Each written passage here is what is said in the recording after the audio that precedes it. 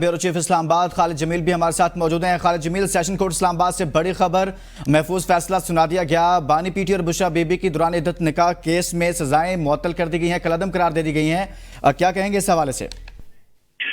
دیکھیں، یہ اسلامی تاریخ میں ہی نہیں بلکہ پاکستان کی تاریخ میں یہ ایک ایسا بےہودہ کیس تھا جس کیس کے بنانے والوں کو بھی اور بنوانے والوں کو بھی میرا خیال ہے کہ ایک دفعہ ضرور اپنے گریبان میں جھانکنا چاہیے کہ انہوں نے تمام اخلاقی روایات، تمام شرعی اقدار، تمام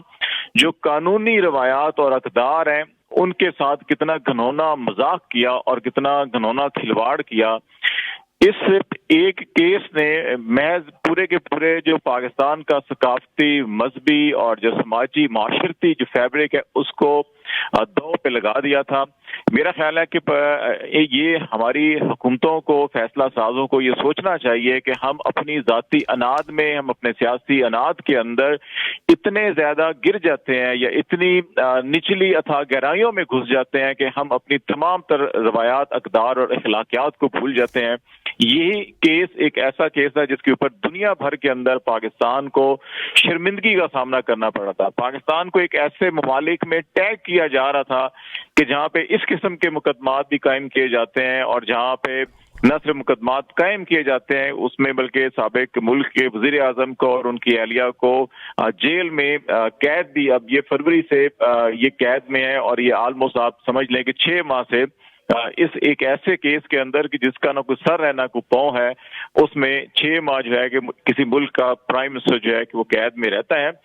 بیسیکلی پاکستان کا یہ جو کانسٹیٹیوشنل، آپ اس کو کہہ لیں کرائسس کہہ لیں، ایک لیگل یا جوڈیشل کرائسس کہہ لیں، یہ جسٹس منیر کے دور سے چل رہا ہے، اور ہر دور کے اندر پاکستان میں جو طاقتور ادارے یا طاقتور افراد ہیں وہ قانون اور آئین کے ساتھ کھلواڑ کرتے ہیں، اور اسی قسم کا جو ہے کہ یہ کھلواڑ ہوتا آ رہا ہے۔ آپ کو ابھی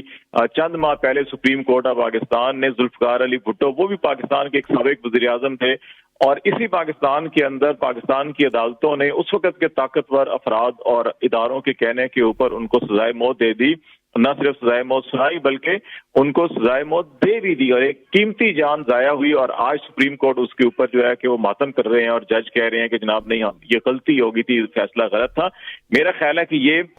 ہماری عدلیہ کو، ہمارے قانون ساز اداروں کو، ہماری پارلیمان کو اس طرف سوچنا ہوگا، ہماری سیاسی جماعتوں کو اس طرف دیکھنا ہوگا اور سوچنا ہوگا کہ یہ ہم ہر چند سال کے بعد اپنے ہی ملک کے جو ٹاپ لیڈرز ہوتے ہیں، جو چیف ایگزیکٹوز ہوتے ہیں، ان کو صرف اور صرف جو ہے کہ اپنی سیاست کی یا سیاسی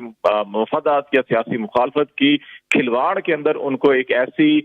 پروسیس سے گزارتے ہیں کہ جس پروسیس سے ہر بار پاکستان جو ہے وہ 50 سال 70 سال پیچھے چلا جاتا ہے۔ یہ ہمیں سوچنا ہوگا، اور ان تمام اداروں کو بیٹھ کر اس کی اصلاح بھی کرنی ہوگی، اور اس کے پیچھے جو چھپے ہوئے کردار ہیں، نہ صرف ان کرداروں کو بے نقاب کرنا چاہیے بلکہ ان کرداروں کو کیفر کردار تک پہنچانا چاہیے، تاکہ اس قسم کی معاشرتی، اخلاقی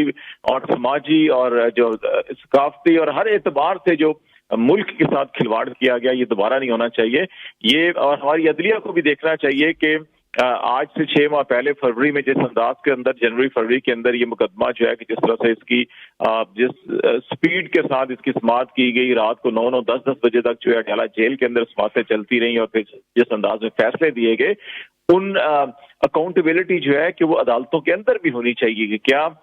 جج صاحبان جو ہے کہ کیا ان کو نہیں نظر آ رہا کہ کیا معاملات ہیں۔ بیسک چیزیں سب جب پتہ ہوں، پاکستان کے اندر جو پاکستان کی سب سے بڑی شرعی عدالت ہے اس کے فیصلے موجود ہیں، سپریم کورٹ کی جو ایپلیٹ شریعت کورٹ ہے اس کے فیصلے موجود ہیں، ہائی کورٹس کے فیصلے موجود ہیں، پاکستان کے تمام جو جید علماء کرام ہیں، مفتی صاحبان ہیں، جتنے بڑے بڑے ادارے ہیں جو فتوے جاری کرتے ہیں، ان سب کے فتوے اس کے اوپر موجود ہیں۔ لیکن اس سب کے ہونے کے باوجود بدقسمتی سے وہ تمام ادارے، وہ تمام افراد جو شریعت کے نام کے اوپر قائم ہیں اور شریعت کی بالادستی کی بات کرتے ہیں، وہ بھی سارے کے سارے خاموش رہے، اور یہ پورا 6 مہینے پاکستان کے اندر یہ ایک ایسا غیر اخلاقی، غیر آئینی، غیر قانونی ایک کھلواڑ چل رہا تھا